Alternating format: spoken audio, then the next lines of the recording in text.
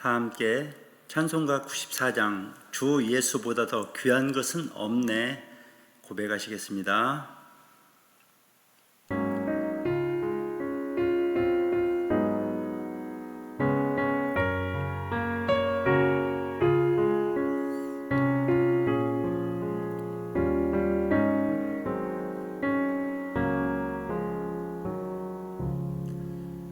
주 예수보다 더 귀한 것은 없네. 이 세상 부귀와 바꿀 수 없네. 영축을 내 대신 돌아가신 그 놀라운 사랑 잊지 못해.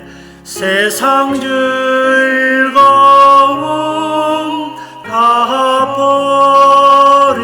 버리고 세상 자랑 다 버렸네. 주 예수보다 더 귀한 것은 없네. 예수밖에는 없네. 주 예수보다 더 귀한 것은 없네. 이 세상 명예와 바꿀 수 없네. 이전에 즐기던 세상 일로 주 사랑하는 맘 뺏지 못해. 세상 즐거움 다 버리고 세상 자랑 다 버렸네. 주 예수보다 더 귀한 것은 없네. 예수밖에는 없네.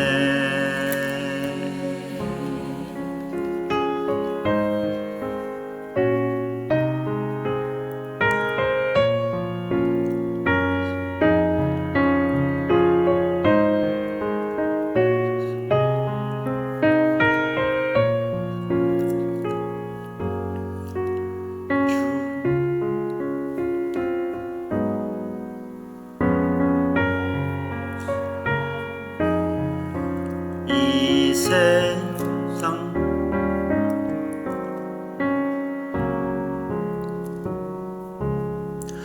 주 예수보다 더 귀한 것은 없네. 이 세상 행복과 바꿀 수 없네.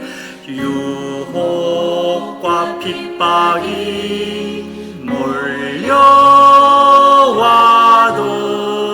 주 섬기는 내 맘 변치 않아.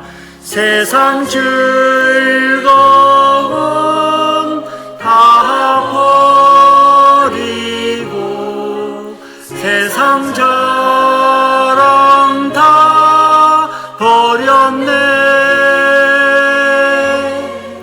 주 예수보다 더 귀한 것은 없네. 예수밖에는 없네. 오늘 주신 말씀은 구약성경 창세기 22장 1절에서 13절까지 말씀입니다. 함께 합독하시겠습니다.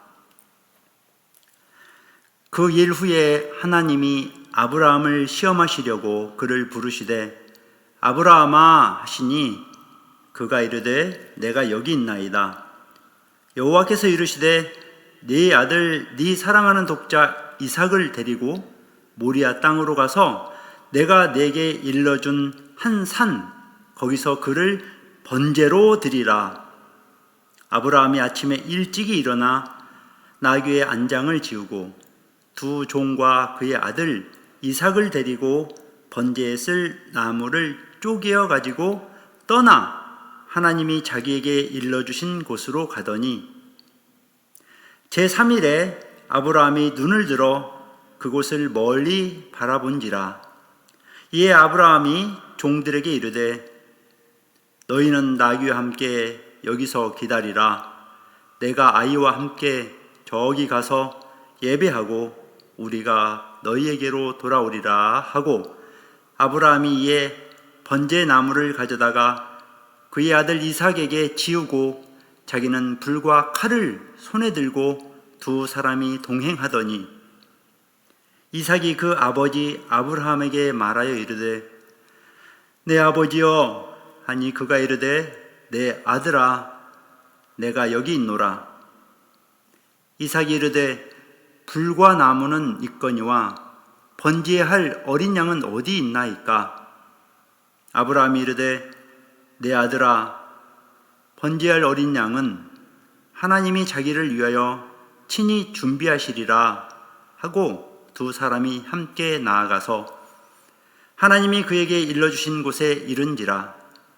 이에 아브라함이 그곳에 제단을 쌓고 나무를 버려놓고 그의 아들 이삭을 결박하여 제단 나무 위에 놓고 손을 내밀어 칼을 잡고 그 아들을 잡으려 하니 여호와의 사자가 하늘에서부터 그를 불러 이르시되 아브라함아 아브라함아 하시는지라. 아브라함이 이르되 내가 여기 있나이다 하매 사자가 이르시되 그 아이에게 네 손을 대지 말라. 그에게 아무 일도 하지 말라. 네가 네 아들 내 독자까지도 내게 아끼지 아니하였으니 내가 이제야 내가 하나님을 경외하는 줄을 아노라. 아브라함이 눈을 들어 살펴본즉 한 숫양이 뒤에 있는데 뿔이 숫풀에 걸려 있는지라. 아브라함이 가서 그 숫양을 가져다가 아들을 대신하여 번제로 드렸더라. 아멘. 기도합니다. 하늘에 계신 우리 아버지 하나님, 오늘도 부어주시는 하나님의 은혜와 사랑에 감사를 드립니다. 영원히 죽었던 우리를 살리려고 가장 수치스럽고 고통스러운 십자가 형벌을 우리 대신 받으신 예수님의 그 크신 사랑을 기억하게 하시니 감사합니다. 부활의 소망과 영광을 사모합니다. 오늘 우리에게 필요한 영의 양식과 육의 양식을 내려 주시옵소서. 우리의 몸과 영혼을 건강하게 하여 주시옵고 경제적인 필요들을 채워주셔서 이웃을 돕는 사람이 되게 하시며 다른 사람들 관계에서 기쁨과 희망을 주는 복된 삶을 살도록 축복하여 주시옵소서. 믿음의 조상 아브라함의 순종을 함께 나누고자 합니다. 우리에게 순종 너머에 계신 하나님을 알고 우리도 주님과 친밀한 관계로 나아가는 순종의 사람이 되게 하여 주시옵소서. 우리 주님 예수님의 이름으로 기도드립니다. 아멘. 오늘은 순종 넘어 계신 하나님이라는 제목으로 말씀을 나누겠습니다. 먼저 성경에 나오는 순종에 대한 의미를 생각해 보겠습니다. 불순종을 대표하는 왕이 있다면 누구일까요?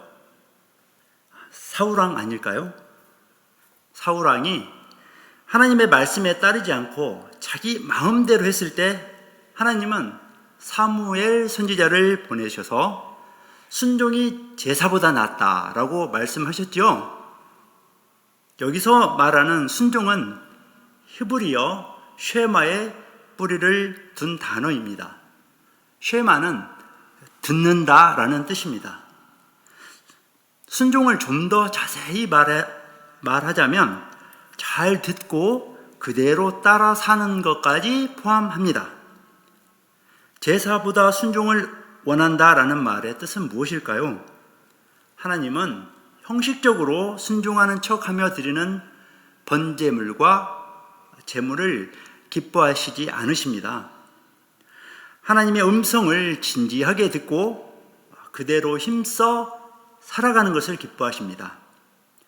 성경에서 말하는 순종은 여호와 하나님의 말씀을 잘 듣고 모든 명령을 잘 지켜 행동으로 옮기는 것입니다. 그럴 때 하나님과 새로운 관계에 들어간다는 의미입니다.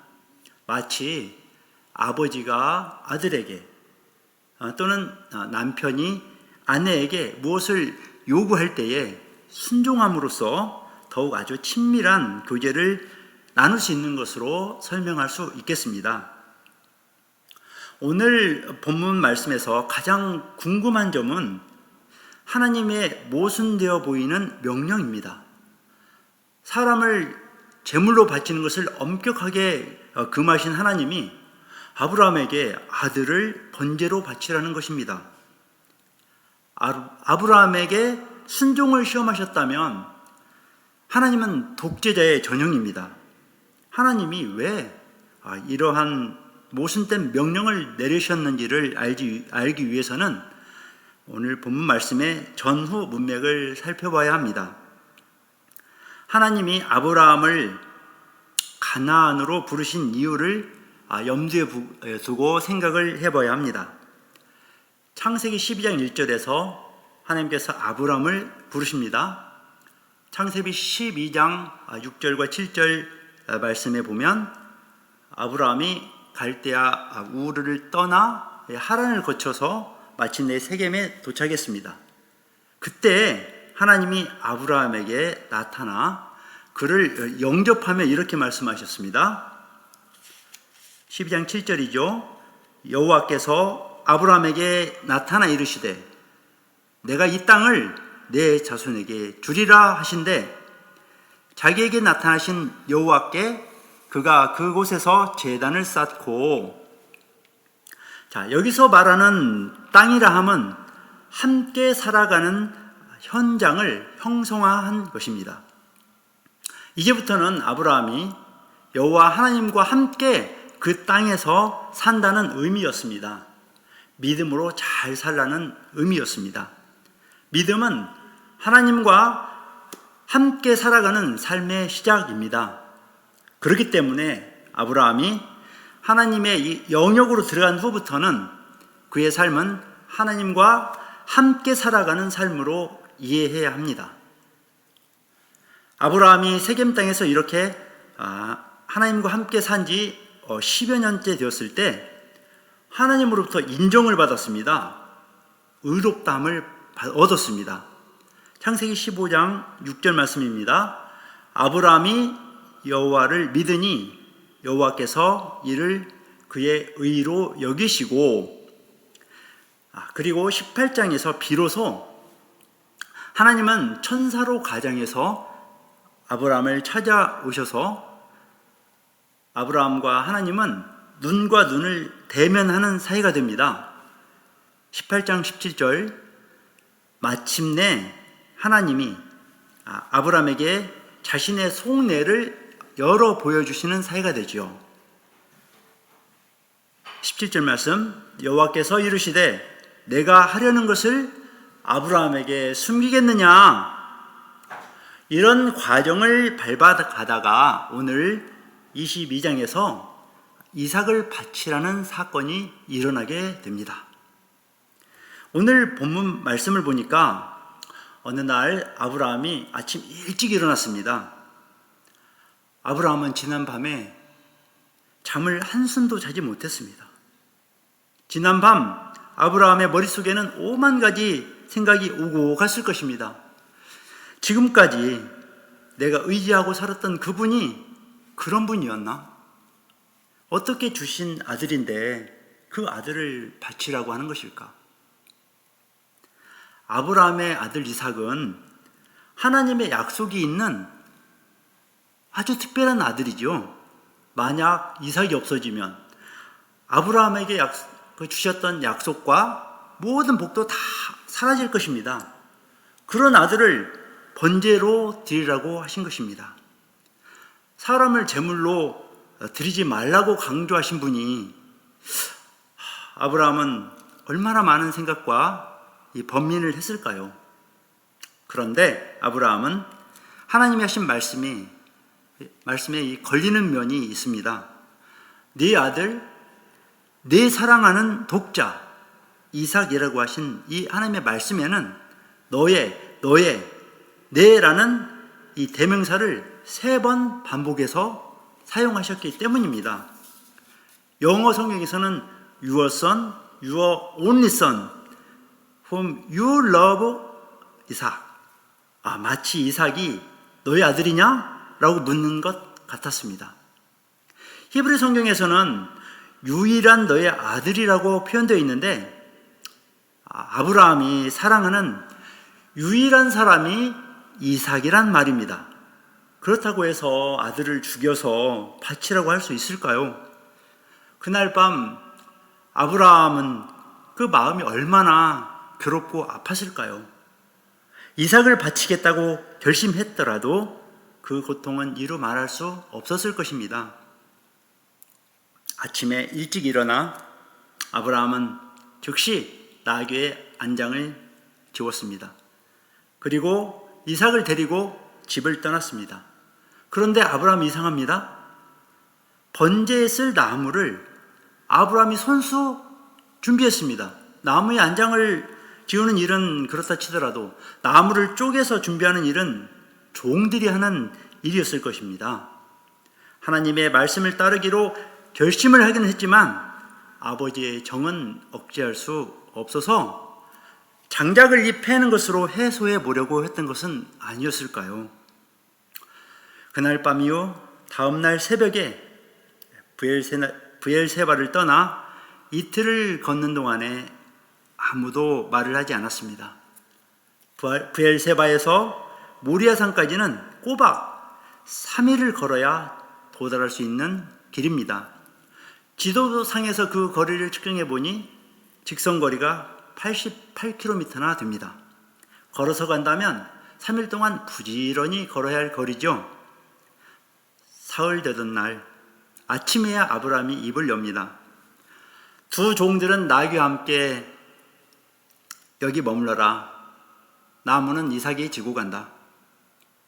하룻길을 더 걸어야 모리아산에 도착할 것입니다. 그곳에서 죽어야 할 아이에게 나무를 지고 걸어가라고 합니다. 우리도 이해가 되지 않는데 이삭도 이해가 되지 않았던 모양입니다. 아버지, 불과 나무는 있는데 번제할 어린 양은 어디 있습니까? 아버지의 애간장이 찢어지는 말입니다. 그러나 아브라함은 태연하게 대답합니다. 아들아, 번제할 어린 양은 하나님이 자기를 위하여 친히 준비하시리라. 아브라함은 하나님께서 이삭을 살려서 돌려 보내주실 것을 믿었기 때문에 이렇게 대답했을까요? 아니면 아들을 달래려고 그렇게 대답을 했을까요? 만약 아브라함이 하나님이 살려주실 것을 믿었기에 모리아로 떠났고 이삭을 번제로 드리려고 했다면 아브라함은 하나님 앞에서 쇼를 한 것일 겁니다. 두 종들은 그곳에 남겨두지 않았을 것입니다. 두 종들을 데리고 갔다면 하나님의 명령을 수행하는데 방해가 될 것이 불보듯 뻔했을 것입니다. 아들을 잡아 죽이려는 아브라함을 두 종들이 가만히 보고 있지는 않았을 것입니다. 아브라함이 이 두 종을 그곳에 남겨둔 것은 방해될 요인을 미리 제거한 것이죠. 이삭에게 나무짐을 지우지도 않았을 것입니다. 아브라함이 이 산에 도착하자마자 행동을 하기 시작합니다. 단을 쌓고 나무를 버려놓고 그 아들 이삭을 결박하고 단 나무 위에 올려놓고 이제 칼을 잡고 그 아들을 잡으려 하더니 성경에는 이렇게 하나하나를 정확하게 표현합니다. 마치 영화에서 사용하는 슬로우 비디오 방법처럼 말이죠. 한순간 한순간이 아브라함에겐 힘들고 고통스러웠다는 것을 뜻하는 것 같습니다. 네가 네 아들 네 독자라도 내게 아끼지 아니하였으니 내가 이제야 네가 하나님을 경유하는 줄을 아노라. 하나님께서는 아브라함의 마음을 읽으셨습니다. 너는 네 아들, 네 유일한 아들, 네가 사랑하는 그 아들 바로 이삭을 바쳤고 나는 받았다라고 하셨습니다. 신앙생활에서는 우리가 무엇을 했느냐가 중요하지 않습니다.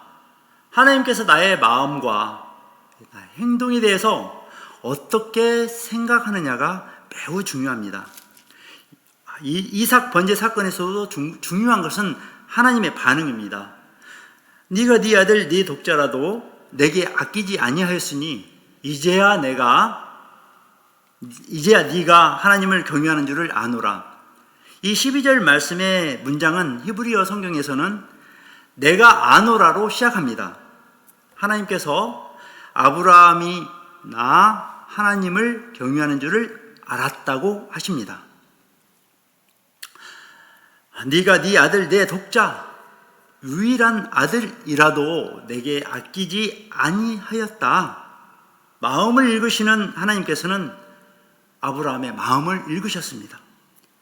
이삭을 죽이지 않았지만 마음으로 이미 죽인 것입니다. 하나님은 왜 아브라함에게 아들을 바치라고 하셨을까요? 이 문제를 해결하는 문구는 창세기 22장 1절에 힌트가 있습니다. 그 일 후에 라는 말입니다. 오늘 본문 창세기 22장의 바로 앞에 나오는 창세기 21장을 요약해 보겠습니다.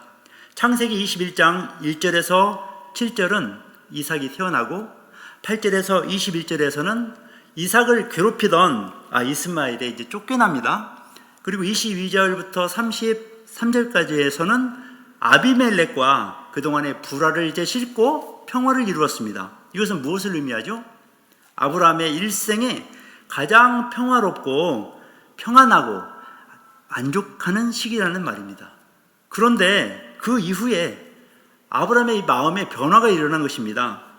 아브라함의 변화는 이삭을 부르는 말로 표현되었습니다. 네 아들, 네 유일한 아들, 네가 사랑하는 이삭. 세상에 자기 아들이나 남의 아이 이름을 이렇게 부르는 사람이 있을까요? 없습니다. 이 말에서 강조되는 것은 너의 것이라는 말입니다. 이 세상에서 그가 사랑하는 유일한 아들이라고 하십니다. 네가 유일하게 사랑하는 자는 이삭이지 맞지? 라고 물으신 것과 같습니다. 그 아들을 주신 하나님을 잊은 것은 아닌가? 아들이 태어나기 전에 가장 사랑하고 경배했던 하나님이 이제는 아들 뒷전으로 밀린 것은 아닌가? 하나님의 표현에는 이런 의미가 숨겨져 있는 것입니다. 하나님은 그의 백성에게 단순히 순종을 요구하지는 않으십니다. 순종 그 이상입니다. 아브라함은 단순히 순종한 게 아닙니다. 아브라함은 이삭을 바치라고 하시는 하나님의 그 진심을 알았습니다. No, 아니요. 이렇게 대답할 수 없는 분, 오직 그분만을 사랑해야 친구가 될 수 있는 분임을 알았던 것입니다. 아브라함은 사랑하는 아들 주기까지 사랑하시는 아버지 하나님의 사랑을 알았기에 자기 자식을 바치면서까지 사랑을 고백할 수 있었습니다. 이로써 하나님과 아브라함은 사랑의 극치를 이룹니다. 사랑의 게임은 끝났고 이삭은 죽었습니다. 그리고 아브라함 앞에 보이는 분은 오직 여호와 하나님 한 분뿐입니다. 그렇다면 그런 분에게 무엇을 아끼겠습니까? 아브라함은 땅과 하늘 아래 주 외에 누가 있으리요? 라는 고백을 행동으로 옮긴 최초의 사람입니다. 그는 하나님의 품에 안겨 사는 자가 되었습니다. 순종한다고 말하지 마십시오. 순종했으니까 복 주실 거라고 말하지도 마십시오. 순종을 넘어 친구처럼 우리를 대하시는 아버지의 사랑의 요구를 이루어 가야 합니다. 마치 예수님이 십자가에서 자신을 바쳐 하나님의 뜻과 사랑을 이루신 것처럼 말입니다. 그럴 때 하나님께서 아브라함에게 최고의 축복을 내려주셨습니다. 창세기 22장 17, 18절 내가 네게 큰 복을 주고 내 씨가 크게 번성하여 하늘의 별과 같고 바닷가의 모래와 같게 하리니 내 씨가 그 대적의 성문을 차지하리라. 또 내 씨로 말미암아 천하 만민이 복을 받으리니 이는 내가 나의 말을 준행하였음이니라 하셨다 하니라. 아브라함을 부르실 때 약속하셨던 모든 축복이 드디어 완성됐습니다. 내가 너로 큰 민족을 이루고 내게 복을 주어 내 이름을 창대하게 하리니 너는 복이 될지라. 너를 축복하는 자에게는 내가 복을 내리고 너를 저주하는 자에게는 내가 저주하리니 땅의 모든 족속이 너로 말미암아 복을 얻을 것이라 하신지라.